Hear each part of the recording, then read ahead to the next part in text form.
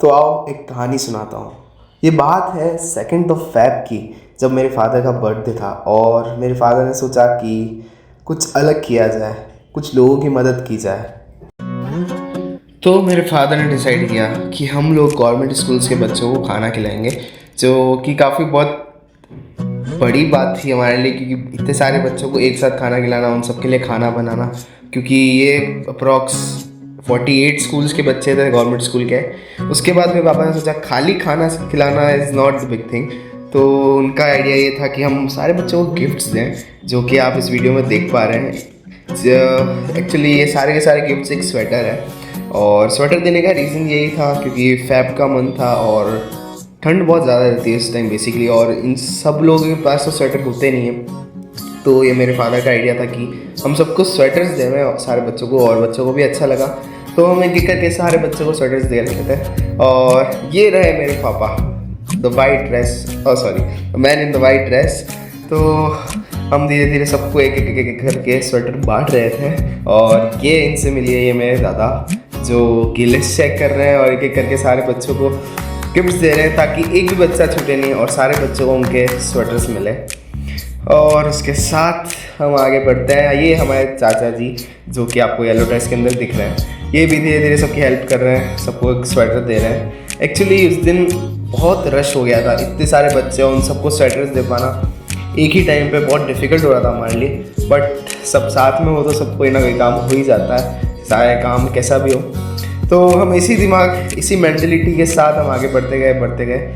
और हमने केवल बच्चों के लिए नहीं, साथ में टीचर्स के लिए भी गिफ्ट का अरेंजमेंट किया था, जो कैसरोल था। हमारे मेवाड़ी के अंदर तो इसको डबूशा कहते हैं। तो हमने सभी टीचर्स को कैसरोल दिया। अब आप लोग सोच रहे होंगे कि ये पूरी वीडियो के अंदर खाली गिफ्ट डिस्ट्रीब्यूशन का ही क्यों क्लिप्स आ रही है, क्योंकि हमारा पूरा दिन खाली इसी काम में रह गया और हमें पता ही नहीं चला कब सुबह से शाम हो गई। हमने गिफ्ट डिस्ट्रीब्यूशन कुछ चालू किया था अप्रॉक्स 2:30 पे, और हमको गिफ्ट डिस्ट्रीब्यूट करते करते 6 o'clock हो गई थी, क्योंकि हमको पता ही नहीं चल रहा था। इधर बच्चे आ रहे थे, वो खाना खा रहे थे, और खाना खा के सीधा यहाँ गिफ्ट लेने के लिए आ रहे थे, और पता नहीं टाइम कब निकल गया। और पर एट द एंड सारे गिफ्ट डिस्ट्रीब्यूट हो गए और सारे बच्चों को गिफ्ट्स मिल भी गए।